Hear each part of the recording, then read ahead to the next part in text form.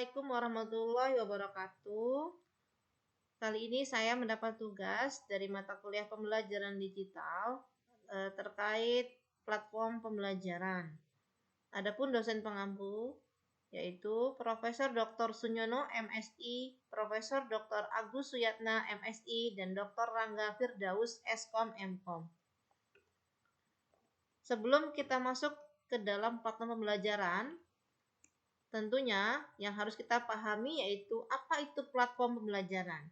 Platform pembelajaran adalah suatu sistem atau media digital yang digunakan untuk mendukung proses belajar mengajar secara online atau daring. Platform ini dapat berupa situs web atau aplikasi yang dirancang khusus untuk membantu pengguna, baik itu siswa, guru, mahasiswa, dan dosen, dalam mengakses materi pendidikan, berinteraksi dengan struktur, dan mengikuti program pembelajaran secara fleksibel tanpa terbatas oleh lokasi atau waktu. Nah, di sini saya akan memberikan paparan terkait 5 platform pembelajaran. Yang pertama ada LearnWorld, yang kedua ada Teachable, yang ketiga ada Moodle, yang keempat ada Teachmin, yang kelima ada Canvas. Nah, sebenarnya LearnWorld dan Teachable ini sama-sama platform pembelajaran online yang memungkinkan pengguna untuk membuat atau menjual kursus. Biasanya ini digunakan oleh banyak perusahaan-perusahaan atau seperti training begitu ya. Mungkin kita yang ingin mengikuti training boleh atau suka ingin menjual training terkait dengan training, mungkin itu ada di LearnWorld dan juga Teachable. Nah, meskipun begitu dia juga bisa digunakan sebagai platform pembelajaran ya, bisa digunakan juga tidak hanya sekedar menjual kursus, tapi juga kita juga bisa menggunakan untuk kursus pembelajaran seperti itu. Nah, posisinya LearnWorld dan Teachable ini sama-sama berbayar ya. Ada juga yang gratis, tapi mungkin yang gratis itu ada beberapa fitur yang mungkin tidak bisa digunakan. Begitu. Jadi tidak semua fitur bisa digunakan, oleh karenanya hanya ada keterbatasan di posisi gratis ya, platform yang gratis ya, uji coba gratis seperti itu. Yang ketiga adalah Moodle. Moodle ini banyak digunakan oleh perguruan tinggi maupun lembaga pendidikan lainnya, karena dia ini open source learning management system atau LMS yang sering kita sebut, yang fleksibel dan dapat disesuaikan dengan kebutuhan sekolah dan universitas atau institusi. Nah, Moodle ini banyak ya, sudah banyak dikembangkan ya tentunya di dalam institusi ataupun universitas, tidak asing tentunya. Kemudian kalau Teachmin ini juga platform pembelajaran yang membantu guru untuk dalam proses mengelola kelas online dengan fitur manajemen kelas, ujian, dan materi pelajaran yang terintegrasi. Jadi Teachmin ini menawarkan fasilitas fitur-fitur yang sudah terintegrasi ya. Jadi ada fitur-fitur seperti asinkronus, sinkronus sudah ada, kemudian dalam memberikan tes ya, berbagai bentuk jenis tes sudah ada ya. Jadi hanya tinggal kita menggunakan begitu ya, tinggal mengupload saja begitu. Kalau Canvas ini LMS ya, sama seperti yang sebelumnya ya, bisa digunakan dalam proses pembelajaran online ya. Dia ini juga luar biasa Canvas ini, karena tidak berbayar ya, dia open source seperti itu. Kalau Canvas ini juga jadi juga terintegrasi oleh aplikasi lain, misalnya Quizzes seperti itu. Nah, Canvas ini dalamnya sudah ada ya, tinggal kita memasukkan link Quizzes tersebut begitu. Nah, dalam setiap platform tentunya ada kelemahan dan keunggulan gitu ya. Kenapa seperti itu? Karena tidak semua platform itu buruk ya, karena bergantung dari asas kebutuhan itu tadi ya. Kebutuhan kita apa, kemudian yang akan dituju itu apa, tujuannya untuk apa gitu, dan kelas ini akan dibawa kemana, itu tentu ada apa ya, kalau saya katakan berpengaruh terhadap pemilihan platform seperti itu. Kalau untuk LearnWorld sendiri itu kursusnya mudah dan interaktif ya, kustomisasi dan branding. Nah, dia itu dapat membranding produk-produk gitu. Kalau kita punya produk apa itu bisa melewati itu, karena tadi ada jual kursus begitu ya, pembuatan aplikasi mobile. Nah, ini tidak hanya digunakan di dalam laptop saja. Jadi dia juga bisa diunduh melalui handphone ya. Jadi tinggal cari aplikasi Learn Word ini dalam Play Store seperti itu. Nah, kemudian kelemahannya karena harga yang relatif tinggi ya, sehingga mungkin banyak para pendidik gitu ya, atau para dosen dan guru juga mungkin agak sedikit tidak menggunakan ini karena berbayar ya, karena tinggi tadi, tidak gratis ya. Dan juga selain tidak gratis juga kurva pembelajarannya yang curam, jadi tidak, ketika orang yang baru pemula menggunakan kursus ini tentu akan mengalami kesulitan karena ada beberapa fitur-fitur yang mungkin tidak dikenali seperti itu ya, dia harus benar-benar paham begitu. Nah, selanjutnya adalah Teachable. Sebenarnya sama ya, Teachable ini juga berbayar juga ya. Jadi tapi bedanya dengan Learnword ini dia tidak membutuhkan keahlian khusus gitu ya. Jadi pemula juga bisa menggunakan ini begitu ya, karena ditunjang oleh fitur-fitur yang mungkin mudah dipahami begitu. Jadi mudah juga untuk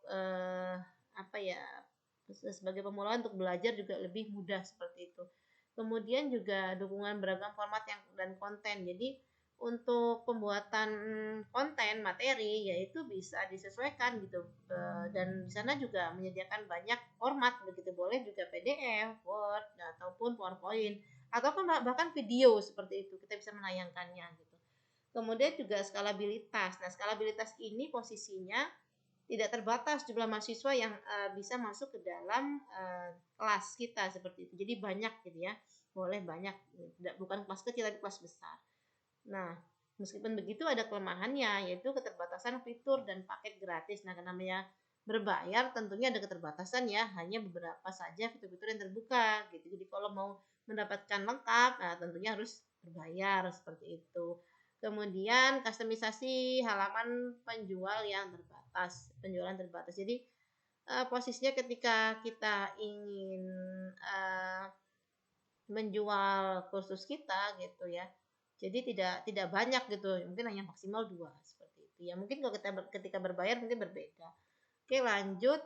Di sini ada Teachmin. Nah, Teachmin dan juga Canvas. Yang pertama Teachmin ya. Teachmin ini yang pertama itu kemudahan dalam penggunaan ya, kemudian menghemat waktu, komunikasi yang efektif, fitur pembelajaran sosial. Nah, Teachmin ini adalah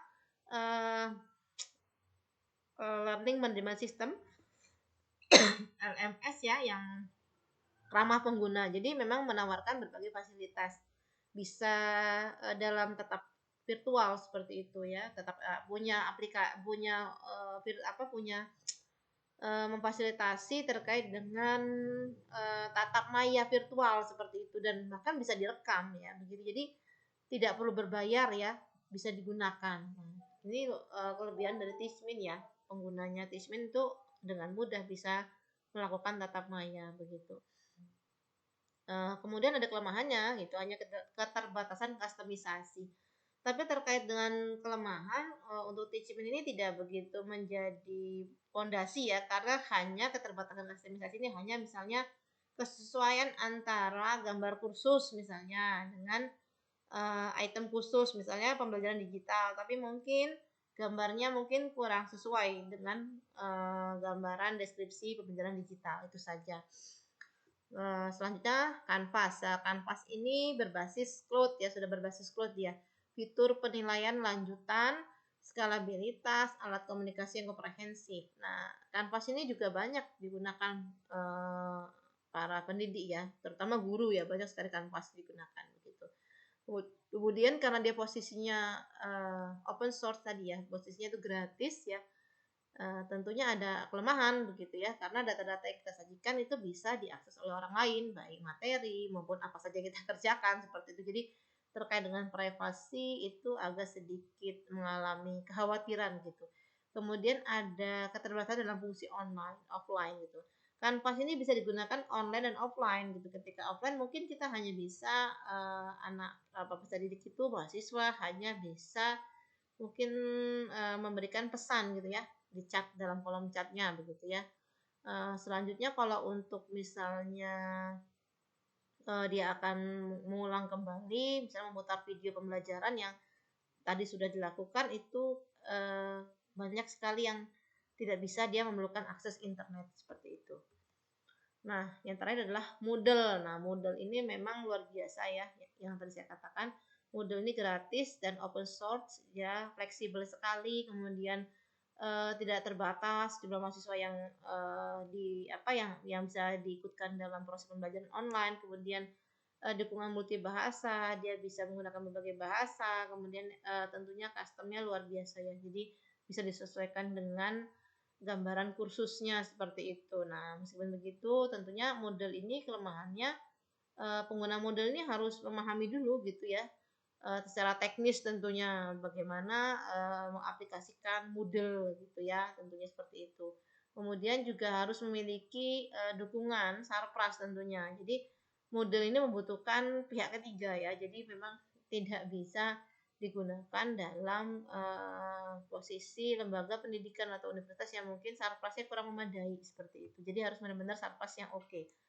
Nah, dari kesemuanya itu saya rekomendasikan Teachmin dan Canvas. Mengapa Teachmin dan Canvas? Karena Teachmin itu didesain terutama untuk kebutuhan pendidikan di sekolah atau kelas kecil. Jadi ketika guru mungkin cocok untuk menggunakan Canvas ya, karena dia kelas kecil, kemudian lebih mudah dalam pengelolaan kelasnya, kemudian fitur-fiturnya juga bisa dikenali ya, maksudnya orang-orang tidak perlu paham, tidak perlu ahli tapi bisa menggunakan.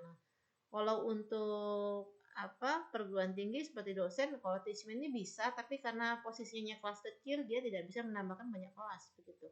Mungkin bisa ke Canvas gitu. Kalau Canvas itu boleh, baik guru kemudian dosen boleh menggunakan Canvas ya. Jadi karena posisinya Canvas itu bisa menampung berbagai kelas, kemudian jumlah mahasiswa juga tidak terbatas, jadi berapapun seperti itu, dan bisa Canvas ini juga mudah dipahami gitu ya, karena fitur-fiturnya sangat sederhana dan mudah yang dicerna oleh para penggunanya gitu. Nah, setelah ini saya akan memberikan bagaimana sih kita menggunakan Teachmin ya. Teachmin itu. Nah, Teachmin. Saya lari ke Teachmin dulu. Nah, Teachmin. Sebelum kita ini karena saya sudah buat kursusnya ya, kita lari dulu ke Teachmin awal ya. Jadi cara kita membuat kelas di Teachmin seperti ini ya. Diawali dengan kita googling dulu, cari Teachmin. Nah, kemudian kita klik yang bagian ini. Kita klik seperti ini, kemudian sign up ya, sudah sign up. Nah, karena saya sudah memiliki kelas ya, maka saya klik saja teacher seperti ini ya. Saya klik ini. Nah, kebetulan saya sudah membuat 2 kelas di sini. Nah, kalau nanti teman-teman mau membuat lagi penambahan kelas, ini bisa di-create classroom di sini. Ini classroom name, ini namanya apa? Mungkin di sini ada yang pembelajaran digital, mungkin ada juga yang nilai-nilai pendidikan. Nah, kemudian subjeknya ditulis ya, itu posisinya di mana gitu ya. Kemudian baru ke konteks create classroom, maka akan muncul seperti ini. Nah, ini karena saya sudah buat kelas, saya klik dulu ya. Nah, ini adalah fitur-fitur yang difasilitasi oleh Teachmin. Teachmin itu ada 9 fitur. Nah, ini ada summary, people, test, chat, notice board, homework, dan juga study materials. Ini summary ini digunakan untuk tatap maya atau tatap virtual. Ya, kita tinggal klik go live. Nah, maka kita akan dibawa ke dalam tampilan seperti layaknya kita akan melakukan sesi Zoom meeting seperti itu. Tinggal klik saja seperti itu ya. Kemudian ini ada jumlah, nanti di sini ketika sudah ada mahasiswanya, maka data mahasiswa ada di sini semua. Kemudian ini tes ini bisa digunakan para dosen ataupun guru untuk melakukan evaluasi. Tinggal create saja. Kemudian di sini pilih saja misalnya basic gitu ya. Kemudian next. Nah, ini ada, kalau kita sudah membuat soal, boleh diupload, tinggal klik upload, cari di mana tempat kita soal yang sudah dibuat itu di lokasi yang mana gitu, data D atau di mana tuh. Kemudian ini tipe course questionnya, berarti ini adalah tipe jenis kursus, tipe jenis soal yang akan kita sajikan. Nah, Nah, kan ini kan banyak ada pilihannya, ada pilihan ganda, ada multiple select, kemudian ada subjektif, ada esai dan sebagainya. Ini bergantung dengan kebutuhan guru atau dosen ya. Kemudian di sini tinggal ditulis apa saja di question ini, pertanyaannya apa. Kemudian opsi 1 misalnya kita klik pilihan ganda A apa, kemudian opsi 2 B apa, C apa, dan kemudian add option ya, atau save question bisa. Nanti akan tampil satu, kemudian ditambahkan. Kita klik plus, maka dia akan menambahkan lagi menuju soal kedua. Gitu. Nah, oke, ini kita lanjutkan. Nah, di sini kita akan lanjut ke fitur yang lainnya. Nah, tadi ada chat, sekarang ada notice board, ada nih di sini ada homework ya. Di sini ada tugas. Jadi kalau kita mau ngasih tugas ada di sini. Nah, begitu tugasnya tugas apa, create, kita ketikkan ini dalam bentuk file boleh, dalam bentuk video boleh. Nah, itu di sini tempatnya ya. Kemudian studi material, di sini materi-materi yang disajikan oleh para pendidik ada di sini semua. Nah, mungkin untuk yang lainnya tidak akan saya review ya. Ini kurang lebih seperti ini terkait dengan teachment. Lanjut saya akan ke kanvas. Nah, kanvas itu posisinya saya akan lari ke awal, bagian awal ya. Bagaimana cara daftar kanvas seperti itu. Ini karena tadi saya sudah buat ya, tapi saya akan ulangi lagi sebentar. Oke, sebentar. Nah, ini kita lari ke kanvas instructor ya, canvas.instructor.com. Nah, nanti kita akan dibawa ke dalam tampilan seperti ini. Ketika Anda belum punya akun, maka klik di bagian atas ya. Di bagian kanan atas ini ada tulisan needs in Canva account. Nah, ini klik saja seperti ini, nanti kita akan dibawa ya akan dibawa untuk mengisi detailnya seperti apa ya. Karena saya sudah punya akun, maka saya hanya tinggal login saja melalui akun Google seperti itu. Nah, di sini bisa kita lihat. Oke, nah ini saya sudah membuat kelas ya, pembelajaran digital. Nah, ketika saya buka, nah seperti ini kelas saya. Jadi saya nanti akan meng-create semuanya ada di sini, mau tugas, mau memberikan materi, ini semua ada di sini dalam bentuk grade ya. Ini grade saya bisa melihat hasil nilai ya, karena kan tadi saya juga bisa grade ini untuk menilai. Nanti saya akan menilai melewati item grade ini. Kemudian nanti juga saya bisa mengunggah dokumen ya dalam bentuk file apa saja, ini tidak apa-apa. Nah, yang paling luar biasa ini ada terintegrasi dengan Quizzes ya.